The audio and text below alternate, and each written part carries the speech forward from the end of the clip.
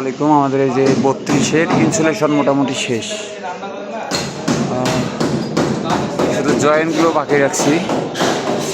জয়েন্টগুলো বাকি রাখা আছে এই কারণে, এগুলো যদি কোনো লিক বাইরে তাহলে এগুলো আবার পরবর্তীতে খুলতে হবে। এই জন্যে জয়েন্ট বাকি রেখে বাকি সব ইনসুলেশন করে ফেলছি।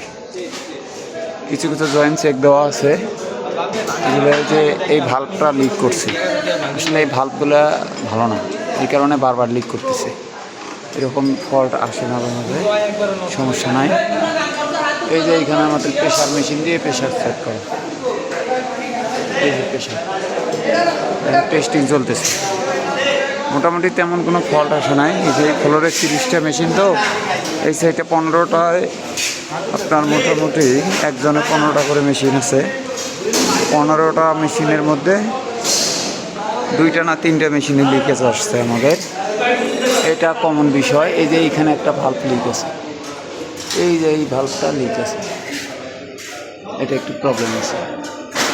আর বাকি মোটামুটি সব ঠিক আছে, এইগুলো সব ওকে আছে। এই যে কানেকশনগুলো সব ওকে আছে ইনশাআল্লাহ।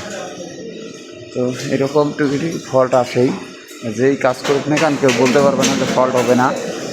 আসলে আমাদের এই থ্রেড মেশিন প্রজেক্টে ছিল না, তো এই কারণে এই ফল্টগুলো আসছে।